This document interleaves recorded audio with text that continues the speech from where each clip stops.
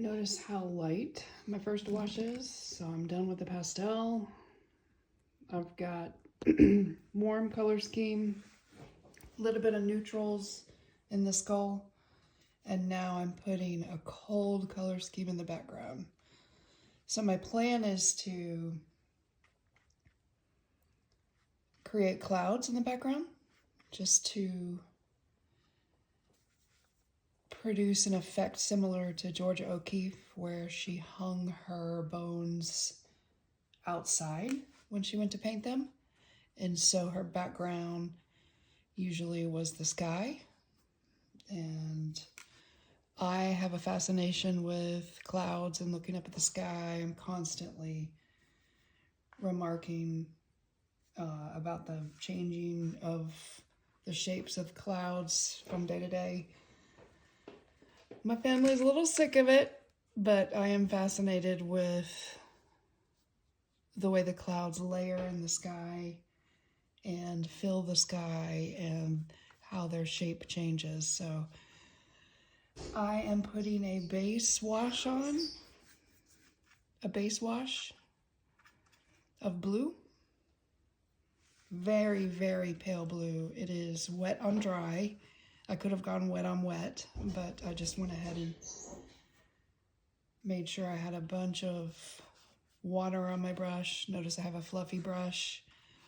And my work was made easy because of the wide brush that I'm using. You don't want to go and apply a wash of watercolor on a big surface with a small paintbrush. So don't use any of these, they're too small. You want a wide, fluffy brush. All right, notice how the paper's curling? That's okay.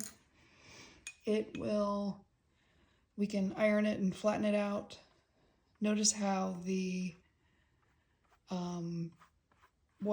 pastel is resisting the watercolor. I am going over my pastel just because I think it'd be neat to have a touch of the sky that I'm applying in the background. Also fill in some of the spots that are left over from my application of pastels, and I didn't want to fill in every little tiny crevice. So we're going to let this dry. I think it'd be neat to go ahead and kind of apply a little bit of heavier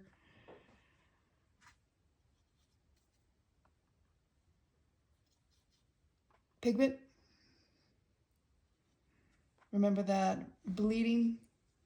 So I'm actually using the bleeding technique.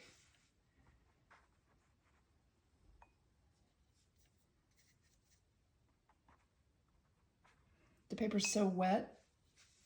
This is really nice, strong paper, expensive paper. And so it's able to handle this much water. I did share with you all how watercolor artists stretch their paper before they paint on it so that the paper doesn't curl. We don't have that kind of time to stretch our paper in a bathtub. So we're letting it curl. I'm fine with the curl. I'm adding a little bit of violet into the mix. So I am mixing the two colors. So I've got blue and violet mixing together right on the paper. Wet on wet, bleeding.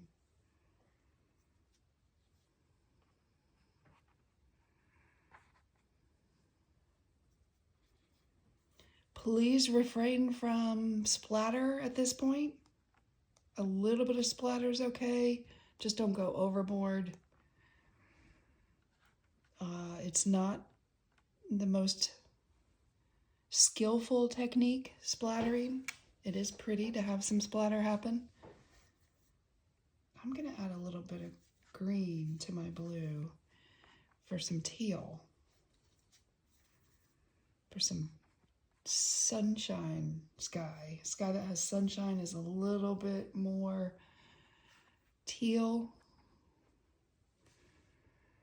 I really like that. I think this is going to turn out great. So what's going to happen is you got the pulling of watercolor, which is great because it'll be a nice saturated color. Look at the blending happening there. So cool.